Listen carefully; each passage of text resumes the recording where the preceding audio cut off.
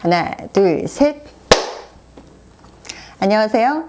세상을 움직이는 발표와 설득의 기술 구은하 채널입니다. 얼마 전에 밤늦게 친구한테 전화를 받았는데요. 아무 말 없이 막 흐느끼는 소리가 들리는 거예요. 그래서 뭔가 했더니 전화 건 친구가 막 울더라고요. 그날 대학원에서 첫 발표가 있었는데 망했대요. 그래서 너무 서럽다면서 설마 자신이 발표를 그렇게까지 못하는 줄은 몰랐다라고 하더라고요. 그리고 교수님이 면박을 주셨던 모양이에요. 그것도 이제 다른 학생들 다 있는 앞에서. 그래서 창피해서 견딜 수가 없었다라는 그런 이야기를 들었습니다. 우리는 왜 우리가 아는 내용을 자료는 잘 만들면서 발표를 못하는 걸까요? 그 의문이 사라지는 그날까지 구은하 채널 열심히 구독해주세요. 자, 그럼 오늘도 좋아요 한번 누르시고 구독도 눌러주시고요. 본격적으로 주제로 들어가 보겠습니다. 우리 프레젠테이션 은하계에서 발표를 잘한다 라는 기준을 세워준 프로그램이 있습니다. 바로 TED, TED라는 프로그램인데요. TED는 테크놀로지, 엔터테인먼트, 디자인의 약자입니다. 저 발음 좀 괜찮았죠? 미국에서 1년에 한 번씩 진행되던 컨퍼런스 형식의 TED는 나중에 온라인 플랫폼을 통해서 전 세계로 빠르게 확산이 되었습니다. 그래서 TED 연사들처럼 프레젠테이션을 하는 게 정석이다라고 여겨지게 되었는데요. 오늘 소개해드릴 책 TED 토크, TED 공식 프레젠테이션 가이드입니다. 바로 이거예요. 2001년에 테드를 인수해서 지금까지도 번영기를 이끌어오고 있는 크리스 앤더슨 대표의 저서입니다. 이 책을 통해서 여러분들이 궁금해하시는 테드 프레젠테이션의 비결을 제가 간략하게 소개해 드리겠습니다. 한 여론조사에서 언제 가장 공포를 느끼시나요? 라고 질문을 했더니 연설을 앞두고요 라는 대답이 많았다고 합니다. 사람들이 연설을 할 때 공포를 느끼는 이유가 뭘까요? 그 이유는 바로 성패, 즉 성공과 실패의 가능성 때문입니다. 프레젠테이션은 그 순간으로 끝나지 않고 우리의 평판에 영향을 미칩니다. 사회적 동물인 우리는 타인의 시선, 그리고 타인의 평판 이런 거 굉장히 중요하잖아요. 그런데 무대에서 프레젠테이션을 하는 것은 우리 평판에 도움을 줄 수도 있지만 반대의 경우는 매우 악영향을 줄 수도 있잖아요. 그래서 사람들이 두려움에 떨게 되는 것 같습니다. 이러한 공포를 떨쳐내기 위해서 크리스 앤더슨은 프레젠테이션을 준비하는 3단계를 제시하고 있습니다. 그 첫 번째, 아이디어로 시작하라. 발표자의 역할은 자신이 중요하다고 믿는 생각을 청중의 마음에 깊이 새기는 것입니다.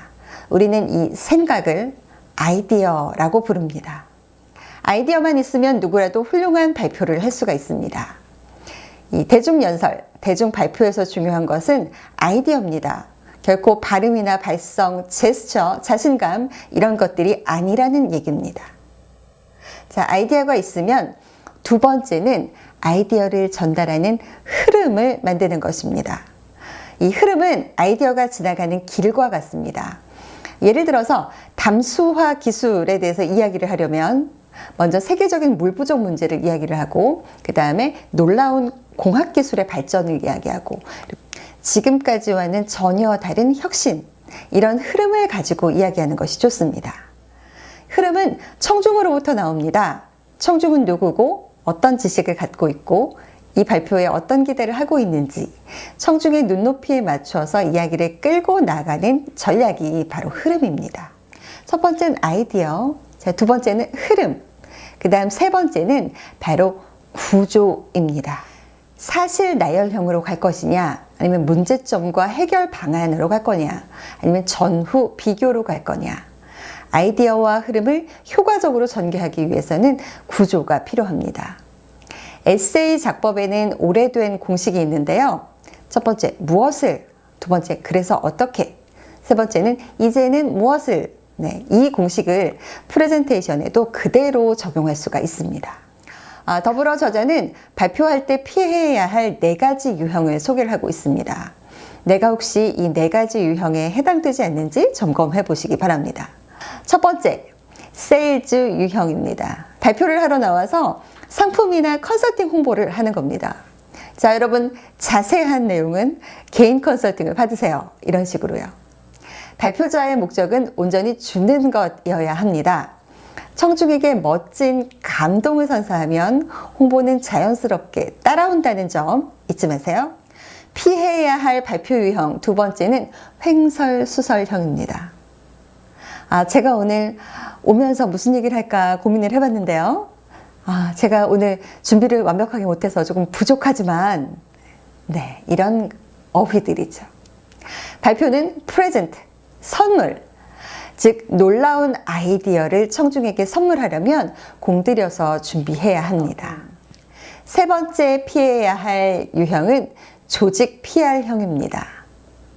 회사와 제품 중심의 이야기보다는 자신이 하는 일의 성격이나 공유하고 싶은 아이디어에 집중할 때 청중들이 반응합니다. 네 번째는 영감 중독형입니다. 그럴싸한 제스처, 그리고 퍼포먼스적인 요소로 청중들에게 영감을 강요하지 말라는 얘기입니다. 여러분, 영감을 받으셔야 합니다! 라고 해서 영감이 오지 않습니다. 저자는 영감을 이렇게 정의하고 있습니다. 영감은 연사의 진실함, 용기, 이타적 활동, 진정한 지혜에 보이는 소중한 반응이다. 이상 발표할 때 피해야 할 유형 4가지를 살펴봤습니다. 마지막으로 저는 마음에 드는 책의 한 구절을 인용하면서 마치려고 합니다.